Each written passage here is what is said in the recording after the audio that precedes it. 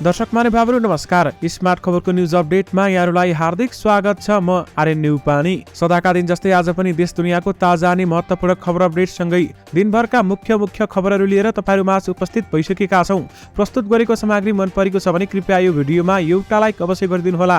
पलपलको news अपडेटका लागि हाम्रो YouTube च्यानललाई सब्स्क्राइब गर्नुहोस् अनि नजिकै आउने बेल आइकनलाई क्लिक गर्नुहोला।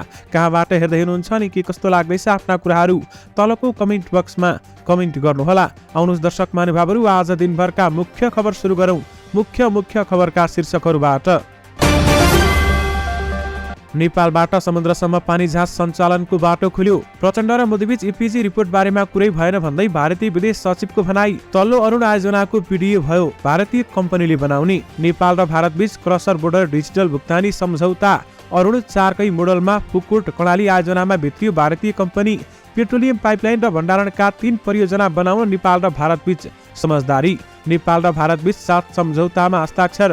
प्रचण्ड र मोदीले उद्घाटन गरे नेपालगञ्ज सुक्खा बन्दरगाह। गौतम बुद्ध अन्तर्राष्ट्रिय विमानस्थलमा इन्स्ट्रुमेन्टल ल्यान्डिङ गर्ने सिस्टम सञ्चालन गर्न बाटो खुल्यो। कंग्रेसभित्रका सबै गुटहरू भत्काउ भन्दै महामन्त्री गगन कुमार थापाको भनाई। नेपालबाट बंगलादेशमा बिजुली निर्यात गर्न दिन भारत सहमत। सर्पकाण्डमा मेरो संलग्नता पुष्टि भए हत्कडी लगाउन तयार छु भन्दै झलनाथ खनालको भनाई। 25 वर्षका लागि भारतसँग विद्युत व्यापारको प्रारम्भिक सम्झौता। सम्बन्ध बिग्रिएपछि प्रेमिका र काकाको हत्या। भारतीय प्रधानमन्त्री नरेन्द्र मोदीले भने नेपालको सीमा समस्या समाधान गर्छौं। प्रचण्ड र मोदीले उद्घाटन गरे विराटनगरको रेल। कञ्चनपुरमा एकै घरका 8 जनालाई विषालु पदार्थ खुवाएर लुटपाट। पञ्चेश्वरको विवाद 3 महिनाभित्र टुङ्ग्याउने सहमति। नेपाल भारत उडानका लागि अतिरिक्त रुट दिन भारत सकारात्मक। संसद विकास कोष खारेज गर्न राष्ट्रिय स्वतन्त्र पार्टीले संकल्प प्रस्ताव दर्ता गर्ने। राष्ट्रपति सचिवालयले दियो नागरिकता विधेयक प्रमाणीकरण गर्नुका 4 कारण। नेपालमा मल कारखाना बनाउन भारतले सहयोग गर्ने। 50 मेगावाट बिजुली बंगलादेशलाई बिक्री गर्न सहमति भएको छ भन्दै प्रधानमन्त्री प्रचण्डको भनाई। भारतले नेपाललाई बुझायो रक्सेल र काठमाडौँ रेलमार्गको प्रतिवेदन। नक्कली भुटानी शरणार्थी प्रकरणमा फरार रहेका महर्जन अदालतमा हाजिर। महाकालेश्वर मन्दिरमा प्रधानमन्त्री प्रचण्डले पूजा गर्ने। सर्वसाधारणलाई 6 घण्टा निषेध।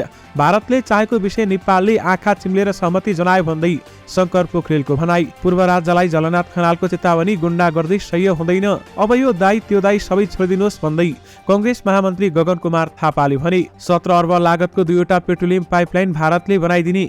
विराटनगर आइपुग्यो कार्गो रेल। अब सुन्नुहोस् पुरा समाचार। नेपालको वैदेशिक व्यापार सहजीकरणका लागि निकै महत्त्वपूर्ण मानिने नेपाल भारत पारवाहन सन्धि 1949 संशोधन सहित नवीकरण भएको छ। सन् 2019 मै म्याद सकिए पनि सन्धिको परिमार्जनका विषयमा सहमति हुन नसक्दा नवीकरण हुन सकेको थिएन।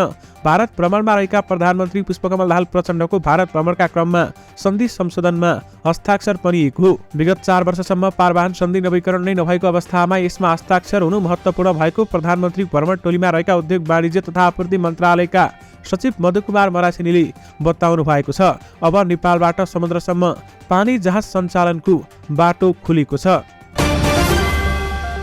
नेपाल र भारतबीच दीर्घकालीन विद्युत व्यापारका लागि प्रारम्भिक सम्झौतामा हस्ताक्षर भएको छ। प्रधानमन्त्री पुष्पकमल दाहाल प्रचण्डको भारत भ्रमणका क्रममा दुई देशका ऊर्जा सचिव स्तरमा दीर्घकालीन विद्युत व्यापार लङ टर्म पीपीए का लागि प्रारम्भिक सम्झौता भएको हो। नेपालका ऊर्जा सचिव दिनेश कुमार घिमिरे र उनका भारतीय समकक्षी श्री आलोक कुमारले प्रारम्भिक सम्झौतामा हस्ताक्षर गरेका छन्। नेपालले भारतसँग दीर्घकालीन विद्युत व्यापार बारेमा अन्तर सरकारी सम्झौता गर्न प्रस्ताव गरेको थियो। त्यसअनुसार भारतले 25 वर्षका लागि दीर्घकालीन विद्युत व्यापार गर्न सम्झौता गर्ने सहमति जनाएको भारत भ्रमणमा प्रधानमन्त्रीको प्रतिनिधि मण्डलमा सहभागी नेपाल विद्युत प्राधिकरणका कार्यकारी निर्देशक कुलमान घिसिङले जानकारी दिनुभएको छ। 25 वर्षका लागि भारतसँग विद्युत व्यापारको सम्झौता भएको छ।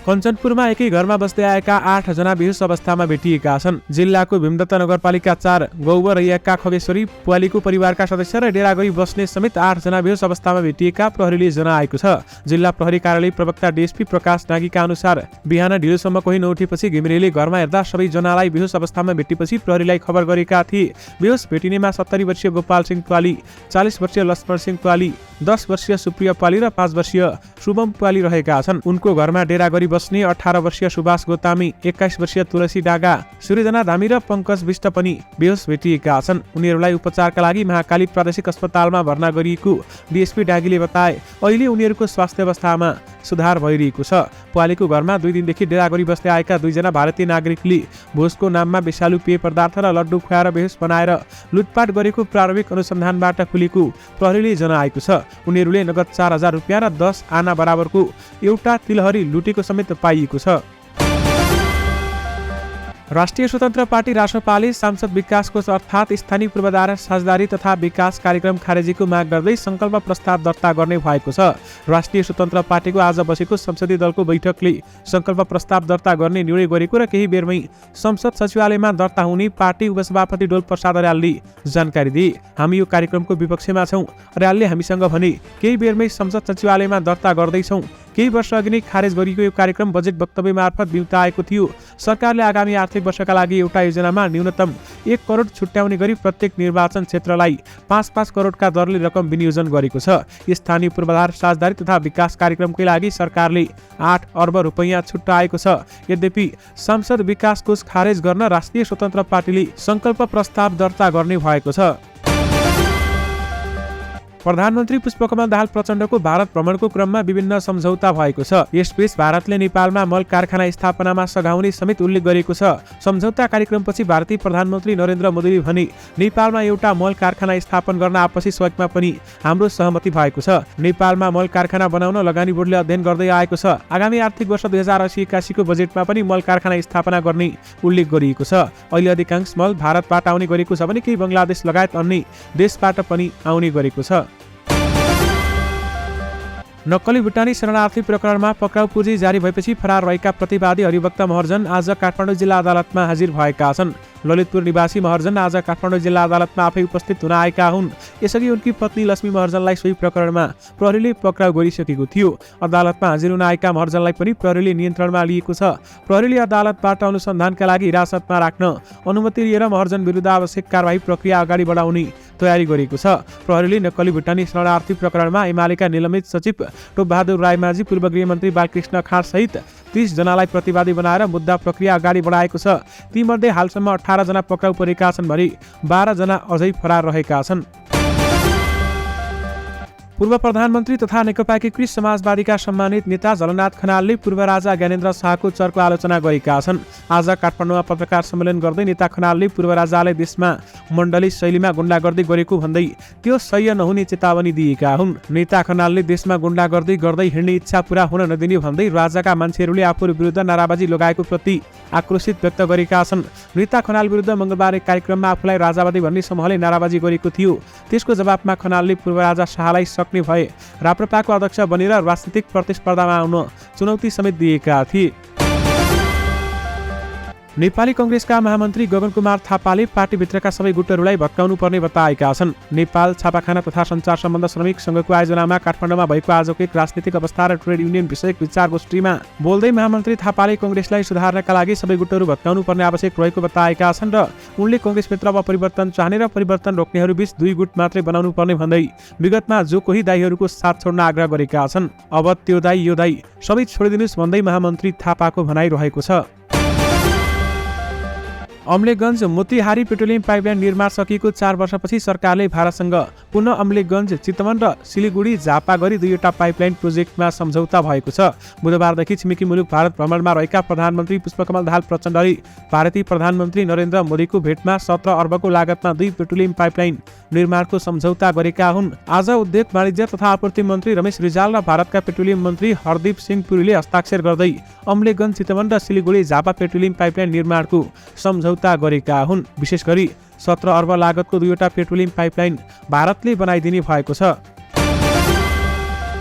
भारतको बथनाहाबाट छुटेको कार्गो रेल विराटनगर 18 बुद्धनगर स्थित आईसीपी सम्म कार्गो रेल आइपुगेको छ। भारतको बथनाहा स्थित रेलवे स्टेशनबाट नेपाली उद्योगका कच्चा मालवस्तु बोकेर भन्सार क्षेत्रमा कार्गो रेल आएको हो।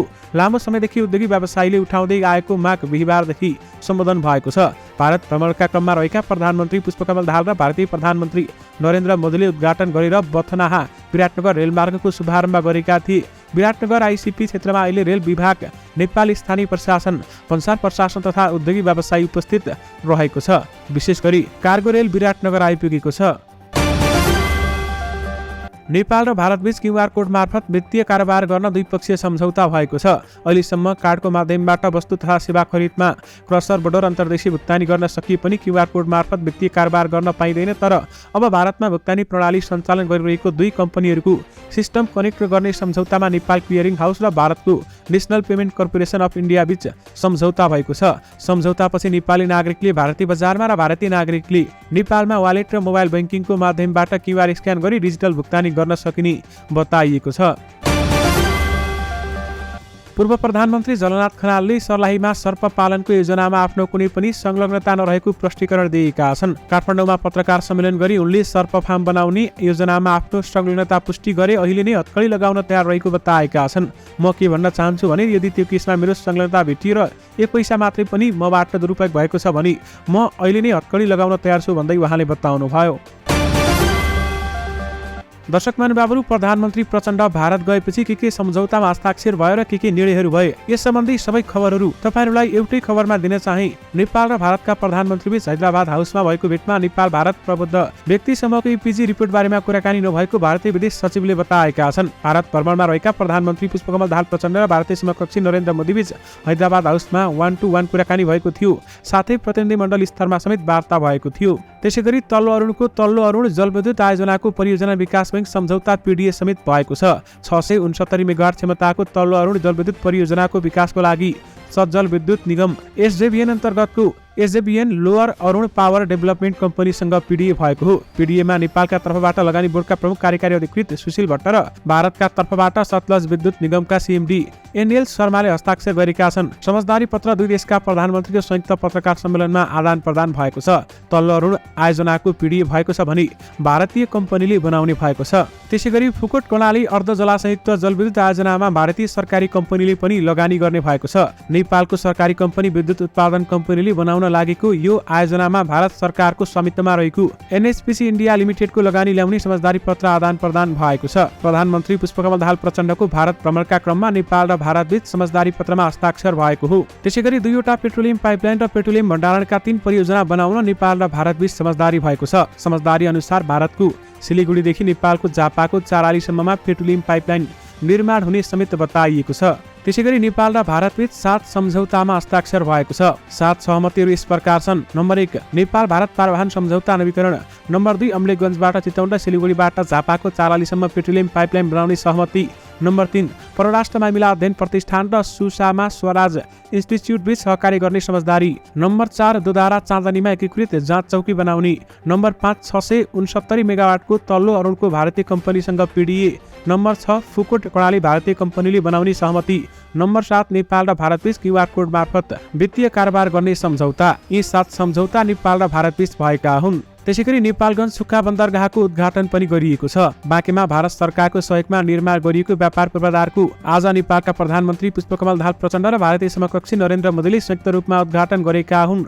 दुई देशका प्रधानमन्त्रीले दिल्लीबाट उद्घाटनको घोषणा गरेपछि भारत तर्फबाट नेपाल आएका कन्टेनर नेपाली सुक्खा बन्दरगाह प्रवेश गरेका थिए।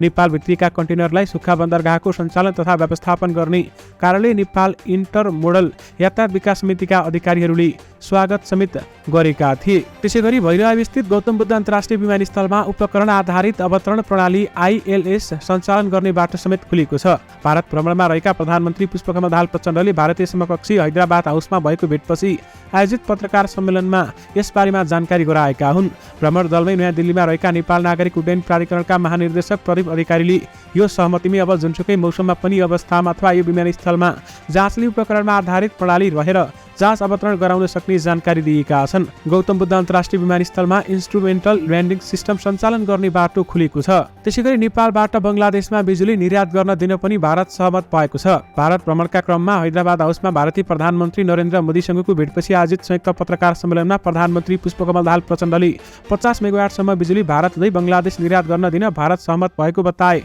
उनले नेपालको बिजुली बङ्गलादेशमा निर्यात गर्ने बारेमा बाँकी विषयहरू टुङ्गो लगाएर संयुक्त रूपमा छिट्टै त्रिदेशीय सम्झौता हुने समेत बताएका छन्। त्यसैगरी भारतीय प्रधानमन्त्री नरेन्द्र मोदीले नेपालसँग रहेको सीमा लगायतका सबै समस्याको समाधान गर्ने बताएका छन्। आज प्रचण्डसँग हैदराबाद हाउसमा भएको भेटपछि आयोजित संयुक्त पत्रकार सम्मेलनमा मोदीले दुई देशको सम्बन्धलाई हिमालय जति उचाइ दिन कायम गरिरहने बताइरहेका छन्। उनले भने यही भावनाले सबै मुद्दा चाहे सीमाको होस् या अरू सबैको समाधान गर्छौं भन्दै उहाँको भनाइ छ। त्यसैगरी नेपाल र भारतबीच पञ्चेश्वर बहुद्देश्यीय परियोजनाको विस्तृत परियोजना प्रतिवेदन DPR 3 महिनाभित्रै टुङ्गो लगाउने समेत सहमति भएको छ।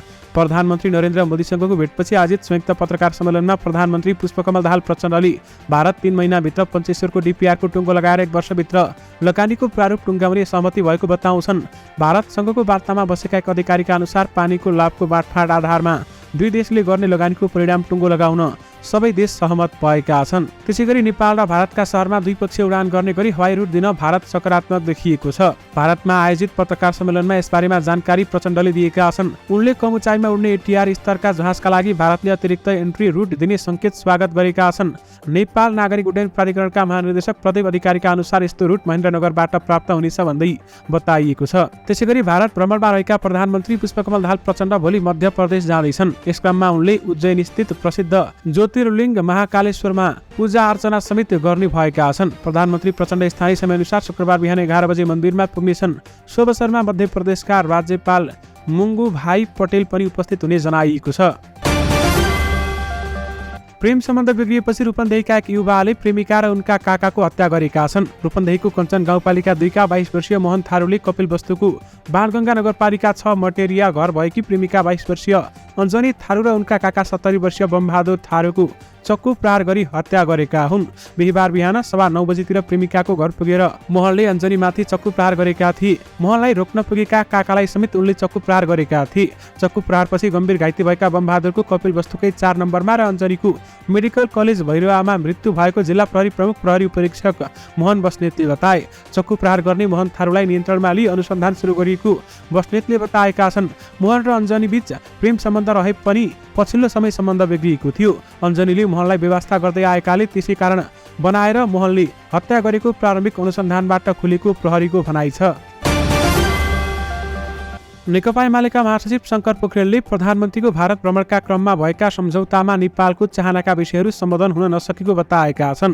प्रधानमन्त्रीको 4 दिने भारत भ्रमणका क्रममा ऊर्जा तथा पारवाहन डिजिटल कनेक्टिभिटी पेट्रोलियम पाइपलाइन र क्रस बोर्डर ट्रान्समिसनमा सहमति भएपछि महासचिव पोखरेलले यस्तो टिप्पणी गरेका हुन्।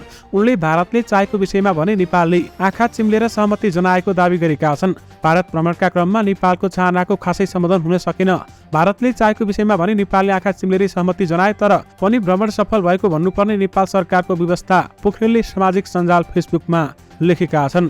दर्शक महानुभावहरू यससँगै तपाईँहरूमा आज दिनभरका सबै मुख्य खबरहरू राखिसकेका छौँ। फेरि पनि तपाईँहरूमा नयाँ मुख्य समाचारहरूको साथमा उपस्थित हुने नै छौँ। अहिलेलाई भने मलाई बिदा दिनुहोस्। नमस्कार।